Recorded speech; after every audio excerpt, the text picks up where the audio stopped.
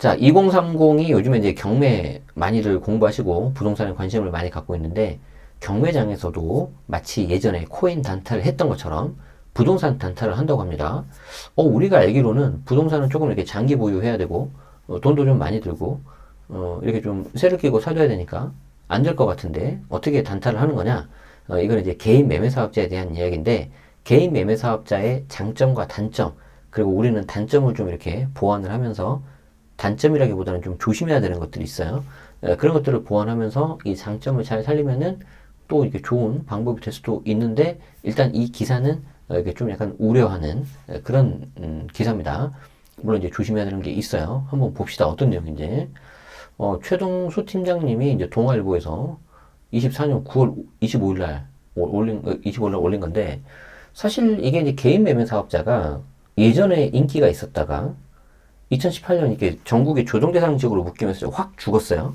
뒤에 제가 설명드리겠지만 개인 매매 사업자에 있어서 가장 취약한 독이 뭐냐면은 비교가 세거든요. 말 그대로 비교를 하는데 세금을 비교해가지고 더 높은 쪽으로 때려버리는 거예요. 그런데 그게 어디서 적용이 되냐면은 조정대상 지역에서 돼요. 근데 지금 조정대상 지역이 전국에 강남 3구하고 용산밖에 없잖아요. 그러니까 거기 지역 빼고는 다 이렇게 좀 해볼만 하거든요. 그러다가 이제 이게 좀 한동안 쭉 식다가 최근 한 2, 3년 전부터 다시 이렇게 좀 인기가 있었는데 제가 생각했던 것보다는 그 좀 관심이라든가 그런 게 좀 더 오래 가는 것 같아요. 그렇지만 항상 이렇게 빛이 있으면 그림자가 있는 겁니다. 그래서 주의사항을 좀 아셔야 돼요. 어떤 내용인지 한번 보도록 하겠습니다. 자, 23일 오전 11시 서울 송파구 문정동의 동부지법 경매법정. 저도 자주 가는 곳인데요. 경매 때문은 아니고 어쨌든 인감증명 때로 입찰 결과 발표를 앞두고 150여 명이 경매법정을 가득 채웠다. 유모 씨 31살은 이날 회사 연차를 내고 결혼을 약속한 여자친구와 함께 경매법정을 찾았다. 유 씨는 당장 모아둔 돈이 적어서 빌라나 오피스텔에 투자해서 시세차익을 노려보겠다. 양도세 절감을 위해 부동산 매매 사업자를 내는 사람도 있어서 사업자를 낼지 고민 중이다. 벌써 여기서 이제 첫 번째 주의사항이 나오죠. 이거를 단타, 소위 말해서 단타를 치려면은 반드시는 아니고 사업자를 내고 낙찰을 받는 게 좋아요. 그러니까 낙찰을 내가 받았다. 그러면은 정확하게는 잔금 치르기 전에 사업자를 내시는 게 좋습니다.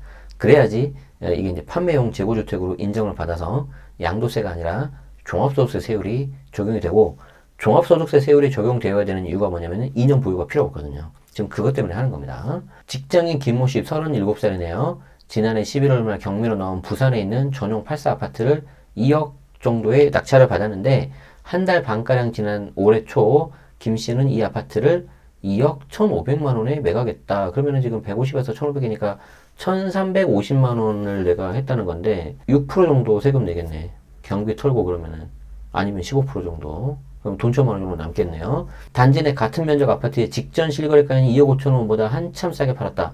이런 거면은 할만해요. 이런 거면은. 그리고 요게 어떤 매매 사업자에 굉장히 좀 메리트이기도 합니다. 왜? 시세보다 싸게 사서 그냥 싸게 파는 거거든요. 약간 좀 너무 싸게 파는 감은 있다. 그죠? 김 씨는 부동산 매매 사업자를 등록해서 양도세를 665만 원에서 63만 원으로 줄여서 887만 원의 이득을 거뒀다. 이제 여러분들이 이제 읽어보면 이제 황당하죠. 아니 어떻게 양도세가 1년 미만이면 70%, 1년에서 2년이면 60%인데 저렇게 적게 나올 수 있냐? 정확하게는 양도세가 아니라서 그래요. 그냥 종합소득세라서 그래요. 자, 계속해서 봅시다. 수도권을 중심으로 주택시장이 꿈틀대자 단기간에 주택을 사고 팔아서 수익을 챙기는 경매 단타족이 늘고 있는데 특히 2030 사이에서 개인 부동산 매매 사업자를 등록해서 저가 아파트나 빌라에 투자하는 움직임이 활발해졌다. 전문가들은 좀 저렴하게 낙찰 받더라도 잘못하면 몰릴 수 있으니까 조심해야 된다. 뭐 이거는 그냥 어느 경우나 다 되는 거죠. 자, 실제로 국세 통계 포털을 보니까 개인 부동산 매매 사업자 등록자 수가 올해 6월 기준 32,000명 중에서 이후 5,610명, 21%가 늘었네요. 개인 부동산 매매 사업자가 3만 명을 넘어선 건 2017년 집계 이후 처음이다. 말씀드렸잖아요. 2017, 2018 그때 조정대상 지역으로 쫙 묶이면서 매매 사업자는 완전히 사형길을 갔어요. 아니 저 위에 파주, 저 밑에 막 논산 이런 데도 조정대상 지역이었다니까. 근데 어디 가서 돼 그거를. 자, 부동산 매매 사업자는 사업상 목적으로 최소 1년 내 1회 이상 부동산을 취득하고 2회 이상 매도하는 사업자를 말하는데, 저기, 죄송합니다만, 이거 글 쓰신 분이 이거 정말 잘못 쓴 겁니다. 이러면 안 됩니다. 사업상 목적으로 하는 건 맞아요. 그런데 최소 1년이 아니에요. 이거는 부가가치세법 시행규칙에 있는 내용인데, 부가가치세법은 상반기 1월부터 6월 그걸 1과세기간으로 보고, 하반기 7월에서부터 12월 그때를 또 1과세기간으로 봐서 1년이면은 2과세기간이고, 6개월 1과세기간 동안에 1회 이상 부동산을 취득하고 2회 이상 매도하는 사업자인데, 이것도 그냥 단순 예시일 뿐이지 이렇게 한다고 해서 무조건 인정되고 그런 거 아닙니다. 그래서 그렇지만 이제 중요한 거는 요거예요. 양도차익이 양도세가 아니라 사업소득으로 잡힌다. 그럼 여러분들이 그게 도대체 무슨 상관이야 이렇게 생각할 수 있는데, 만약에 이걸 내가 양도세로 과세를 하면 어떻게 되죠? 2년 보유를 해야지 기본세율 즉 6에서 45%를 적용받을 수 있어요. 근데 매매사업자는 어떻게 되냐? 보유기간 상관없이 곧바로 종합소득세 6에서 45가 들어가요. 그래서 단기 2년 미만 단기 양도세율 60% 70%를 내가 피할 수 있어서 저렇게 가는 겁니다. 이걸 어떤 분들은 야 이렇게까지 해야 되냐? 좀 너무 하는 거 아니냐? 볼 수도 있지만, 한편으로는 야 오죽했으면 이렇게 하겠냐? 왜? 1년 미만 세율이 원래 50% 40%였는데 70으로 올려버렸잖아요. 이게 너무 세잖아요. 대표적인 게 또 어떤 거예요? 분양권이죠. 분양권 양도세율이 70% 60% 등기 칠 때까지 60%이기 때문에 현장에 가면 불법 다운기 역사가 많죠. 그리고 나는 이런 게 좀 싫다 하시는 분들은 이제 손피거래 가버리죠. 나 손에 그냥 프리미엄 이것만 줘. 그건 불법은 아니거든요. 그런데 매수자가 양도세를 어마어마하게 내야 돼요. 어쨌든 그런데 흥미로운 게 연령대를 봤더니 30대 이하 청년층에 이런 부동산 매매사업자 등록이 활발해졌다는 거죠. 상대적으로 소액으로 좀 가야 되고, 상대적으로 빨리 이렇게 자본을 좀 굴려야 되니까, 우리가 갭 투자를 하면은 과거에는 1년 정도 있다가 팔면 일반과세가 됐는데 지금은 2년 있어야 되죠. 그리고 계약갱신 청구권이 있죠. 그렇기 때문에 보통 3년 4년 걸려버려요. 그러니까 못 기다린다는 거죠. 나의 30대가 그냥 가버리니까. 그래서 이분들이 소위 말해서 빨리 이렇게 수익을 내기 위해서 이렇게 단타로 들어가는 겁니다. 그래서 30대 이하 부동산 매매사업자 등록이 활발해졌다는 거죠. 30대 미만 개인 부동산 매매사업자가 6월 기준 856명으로 1년 새 60.6%가 늘었다. 이분들 다 저희 채널 제네시스바 구독하시고 보세요.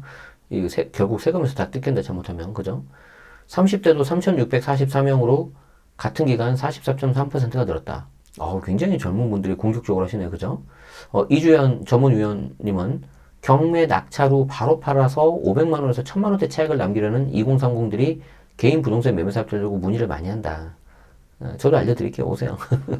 특히 재테크 유튜브나 포털 부동산 카페 등에서 개인 부동산 매매사업자를 활용한 투자를 권유하는 글과 영상이 급증하고 또 영향을 미친 것 같다.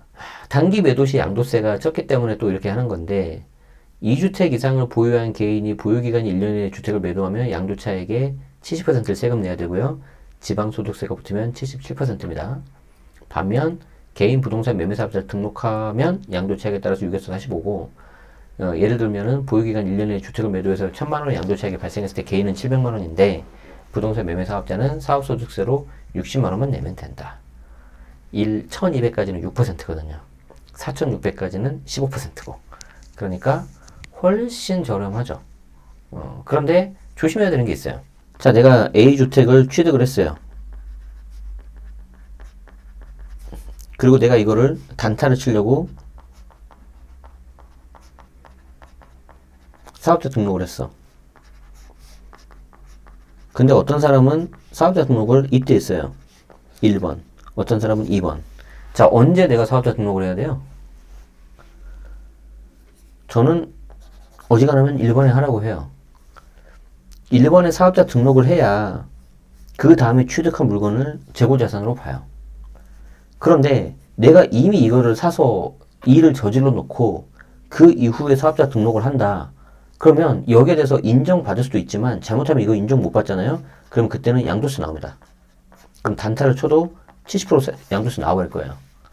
이거는 좀 진짜 조심하셔야 돼요. 물론 100% 사업자 등록을 먼저 하고 그 다음에 취득해야 되는 건 아닌데, 이런 건 굉장히 조심하셔야 돼요. 내 마음대로 판단하면 안 돼. 그렇게 해가지고 피눈물 흘리는 사람 많이 봤어요. 자, 그래서 이제 그런 것들이 좀 있습니다. 김효선 NH농협은행 부동산 수석위원은 저가 아파트나 빌라는 시세보다 저렴하더라도 실제 거래가 잘 안 되니까 바로 매각되지 않을 수 있다. 특히 수도권 외곽 지방주택은 잘 팔리는 거를 좀 봐라.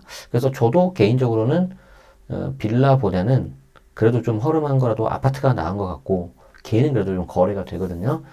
그리고 지방보다는 차라리 수도권 외곽으로 가고, 그리고 정말 좀 이렇게 예를 들어서 수도권 외곽이 아니라 지방으로 간다면은 정말 그만큼 더 싸게 사야 돼요. 여기 나오죠. 개인 부동산 매매 사업자로 등록하면 매매를 주기적으로 해야 한다는 점도 알아야 된다. 이게 이제 특히 뭐하고 연관이 되냐면 매매 사업자 거주주택 비과세하고 연관이 되는데, 말 그대로 매매 사업자 판매용으로 취득한 주택은 우리가 좀 어려운 말로 재고자산이라고 해요. 쌓아두고 내가 이제 가지고 있다가 판다는 거죠. 그리고 이제 그 재고자산은 원칙적으로는 다른 주택 비과세 판단할 때 주택수에서 빠지는 게 맞아요. 그런데 이거는 내가 매매 사업자로 인정받았을 때 이야기야. 인정 못 받으면 주택수 카운트 돼버립니다. 그럼 비과세 못 받아요. 그러면 내가 팔려고 했던 그 작은 주택들을 먼저 다 팔아야 돼. 그리고 남아있는 주택 하나에 대해서 비과세를 받는 게 가장 좋다. 그래서 김영석, 김앤정 세무회계 그룹 대표 세무사는 단 한 차례 거래만 해서 양도세를 줄이려고 부동산 매매 사업자를 등록을 했고, 그 이후에 추가 거래가 없으면 국세청에서는 양도세 회피를 위한 것으로 보고 세금을 추정할 수 있다. 개인 부동산 매매 사업자일 때는 실제 매매를 꾸준히 할 것인지 심사숙고해야 된다. 그래서 저는 이거를 한다고 한다면 잘만 하면 굉장히 좋은 재테크가 될 수 있어요. 다만 이거를 한 번 해가지고 끝내지 말고 계속해서 꾸준히 하시라는 거죠. 그리고 나서 판매용 재고자산 주택 다 팔고 남아있는 내가 주택에 대해서 그냥 1주택 비과세를 받으라는 거예요. 거주주택 비과세를 받지 말고. 그런데 하다 보면은 재고자산이 있는 상태에서 내가 거주주택 비과세를 좀 먼저 받아야 되는 케이스가 있거든요. 그럴 때는 내가 정말 매매사업자의 진심이라는 거를 알려줘야 돼요. 그 매매사업자에 내가 진심이라는 걸 내가 어떻게 알아야 돼요? 뭐 반성문을 쓸 거예요? 뭐 글을 쓸 거예요? 책도 없어요. 사람이 외형을 갖춰야 됩니다. 우리가 좀 잠깐 다른 이야기를 하자면 아무리 마음속에 좋은 뜻을 가지고 있다 하더라도 그게 겉으로 드러나는 표현이 좀 안 맞으면 좀 힘들잖아요. 그래서 우리가 격식 있는 자리에 가면 뭐 정장을 입고 간다든지 옷을 좀 갖춰 입고 간다든지 그런 건 똑같은 거예요. 내가 격식을 갖춰야 돼. 매매 사업자라고. 그럼 뭘 해야 되겠어요? 사업자 등록해야 되나? 해야 돼. 해야지. 맞죠? 자, 그리고 현황 신고 같은 거 제대로 해야 돼, 안 해야 돼? 해야지. 2월달 해야 되잖아요. 2월 10일이잖아요. 그죠? 해야 돼요. 그리고 매매 사업자 같은 경우는 전용 8호 넘으면 부가가치세 붙습니다. 부가가치세 신고도 해야 돼. 그리고 또 뭐가 있겠어요? 저라면 작은 공유 오피스라도 저는 사업자를 따로 낼 거예요. 집에다 안 할 거야. 저라면. 왜냐면 진심인 걸 내가 보여줘야 되니까. 그리고 저라면 저는 기장 맡길 거예요. 세무사님한테. 좀 싸게 하더라도. 왜? 나는 매매사업자의 진심이거든. 그래서 거기에 대해서 신고 같은 거를 그냥 돈이 좀 들더라도 다 신고 대행을 맡겨버릴 겁니다. 그러면 거기에서 이제 리스크가 많이 줄어드는 거거든요. 그렇게 해서 내가 1년에 한 번, 두 번 해가지고 계속 꾸준히 하다 보면은 꼭 아까 나왔던 6개월에 두 번 매도 안 하더라도 인정받을 수 있어요. 그런데 꼴랑 딱 한 번 거래해놓고 그대로 거래가 쭉 없어. 한 3, 4년 동안. 그러다가 갑자기 툭 튀어나와가지고 사고 거주주택 비과세라고 팔아버려요. 그러면 내가 봤을 때는 굉장히 위험하죠. 여기 세무사님 말씀하신 것처럼. 그래서 여러분들을 위해서 제가 또 저의 그 네이버 프리미엄 부동산 절세 노트에 매매사업자를 이렇게 가져왔어요. 매매사업자 이렇게 거래를 검색을 딱 해보면 매매사업자 기본편, 실전편 이렇게 글이 다 있습니다. 매매사업자의 오해와 진실 제가 많이 썼어요. 우리는 기본편을 본다. 기본편을 보고 제가 간단히 몇 개만 설명드리자면 매매사업자의 정의를 알아야 되겠죠.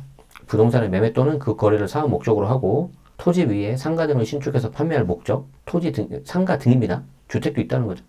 그리고 판매. 그리고 1회 이상 취득하고 2회 이상 판매하면 매매사업자냐? 아니다. 종합적인 판단이다. 이거는 대법원 판결에 나온 게 있어. 하나의 예시일 뿐이다. 그보다는 과세당국의 종합적인 판단이다. 이 말이 제일 무섭습니다. 무슨 말이에요? 내가 알아서 하겠다. 과세당국이. 네가 하는 게 아니고. 이 말이 제일 무서워. 그래서 내가 함부로 판단하는 게 아니야. 근데 여러분들은 어떻게 해요? 가서 부동산 소장님한테 물어보죠. 주택도 빠지죠? 이러고. 큰일 나, 큰일 나. 그래서 여러분들이 집을 사가지고 갭 투자하거나 그러면 기본적으로 양도세가 들어갑니다. 그럼 2년 이상 보유해야 되는 거죠. 근데 매매사업자로 가면은 양도세가 아니라 사업소득으로 들어가기 때문에 이게 이제 종합소득세가 적용이 되는 거예요. 그래서 양도소득세 기본세율하고 종합소득세 세율은 똑같은데 양도세의 기본세율은 2년 이상 보유를 해야 돼. 이걸 못 기다리는 거예요, 여러분들이 지금. 빨리 나는 돈을 벌어서 여행도 가야 되고 결혼도 해야 되고 욜로족도 돼야 되는데 요즘엔 욜로족 이야기 쏙 들어가는데 어쨌든 그런 거죠. 그래서 경비 처리 이거는 이제 법인뿐만 아니라 매매사업자도 똑같이 들어가는데 사업과 관련되면 다 들어갑니다. 그래서 이제 이게 매매사업자가 좀 장점이거든요. 다만 매매사업자는 개인 사업자이기 때문에 본인한테 급여를 줄 수는 없어요. 왜냐면 같은 그 돈이기 때문에. 아시겠죠? 네. 그리고 여기 이제 나오죠. 거주주택 비과세. 거주주택 비과세는 이 인터넷 상담 4팀 558 2007점 2월 10일 이거 계속 나옵니다. 1세대 1주택을 판정함에 있어서 부동산 매매업자 및 주택 신축 판매업자의 판매용 지역구 주택은 주거용 주택으로 보지 않는데 그거를 정말로 안 보는 거에 대해서는 부동산 매매의 규모, 거래 횟수, 그리고 반복성 등 거래에 관한 재반상을 종합해서 판단합니다. 그러니까 여기에 무슨 아까 나왔던 것처럼 뭐 6개월에 하나 사고 2개 팔고 그런 거는 정말 단순 예시라니까. 그것만 보고 여러분들 따라하시면 큰일 나요. 아시겠죠? 자, 그래서 이거예요. 거주주택 비과세가. 내가 1번 주택 거주주택이 있는데 판매용으로 매매사업자를 등록을 하고 2번, 3번, 4번, 5번 재고자산을 사놨어. 왜냐면 쟁여놔야 될 거 아니에요. 우리가 편의점에 가면 저도 조금 이따 갈 건데 새우깡을 하나 사 먹을 때 새우깡이 쟁여놔야 내가 얼른 가서 사 먹죠. 내가 새우깡 먹고 싶다고 말하면 거기서 공장에서 가져올 거예요? 그러지 않잖아. 그래서 쌓아두고 매수자 나올 때마다 그때그때 파는 거예요. 그러면 이게 사업성을 내가 인정을 받으면 이 2번부터 5번까지 재고자산을 주택수에서 빼서 1번을 비과세 받을 수 있어요. 근데 여러분 현실적으로 이렇게 불가능합니다. 지금 같은 상황에 왜 2번, 3번, 4번, 5번이 다 주택수 들어가니까 취득세 중과 들어가 버리잖아요. 누가 이렇게 해요? 그냥 하나 사서 팔고 그렇게 해야지. 그리고 이제 비교과세가 들어가 버리면 끝나는데 조정대상 지역이 이제 많이 늘어나면 이때는 더 높은 걸로 세금을 매겨버리기 때문에 그때는 이제 가장 그 매매사업자들이 싫어하는 그런 겁니다.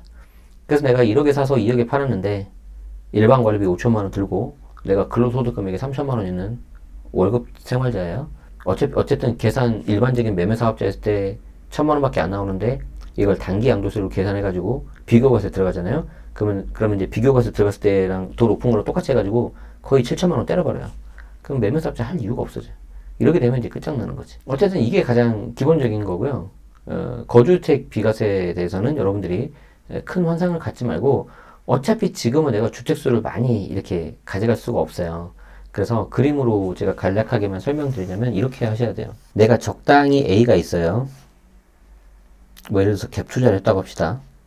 아니면 실거주. 그리고 여기에 B를 사는 거예요. 이게 이제 단타 칠 거. 그럼 시간 지나서 이걸 팔아요. 그럼 차익을 남기죠. 그리고 그 다음에 C를 사요. 그리고 다시 얘를 또 팔아요, 이렇게. 왜 이 짓을 해야 되죠? 얘가 1번이고 얘가 딱 2번이니까 취득세 중과를 피해야 되잖아. 내가 이거를 잘 팔려고 A가 있는 상태에서 A, B, C 세 개를 사면 얘가 8% 나와버리잖아요. 그러니까 하나 사서 이렇게 딱 사이클을 끝내줘야 돼, 이렇게. 딱 끝내줘야 돼. 그리고 얘도 이렇게 딱 끝내줘야 된다고요.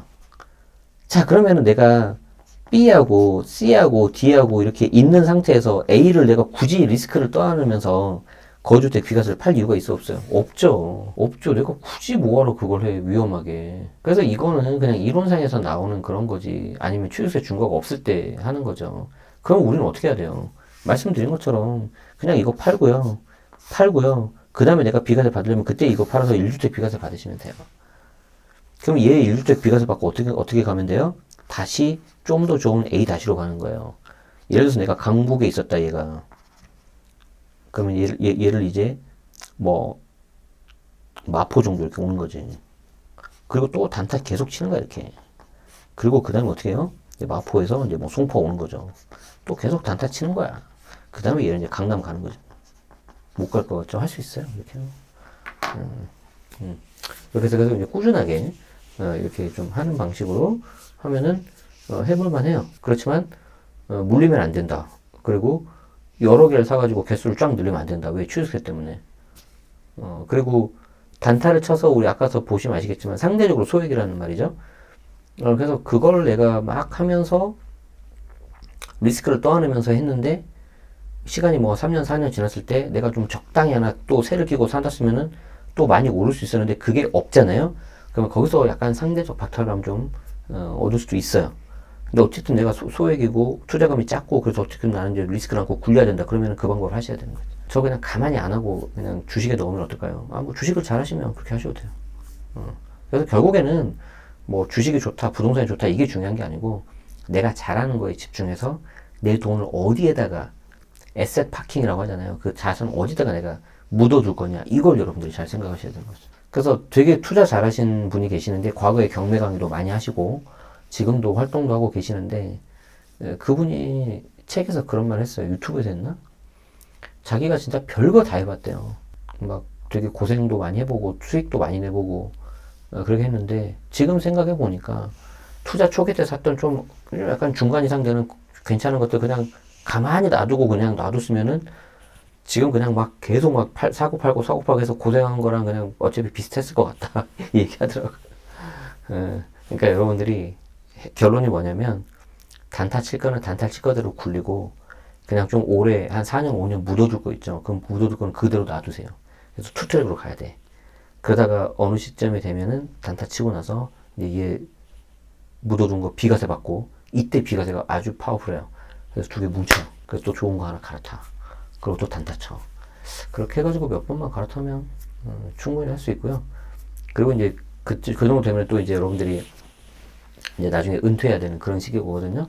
그러면 그때는 이제 현금으로 나오는 거죠. 월세 나오는 거 반드시 해야 된다. 그래서 저도 지금 월세 나오는 것들은 잘 안 팔고 있어요.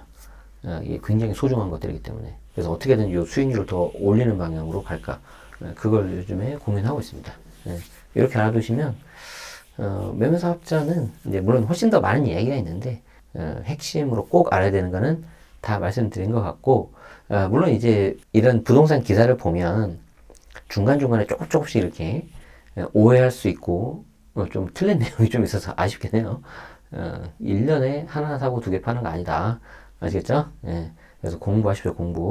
공부만이 답입니다. 오늘도 시청해주셔서 고맙습니다.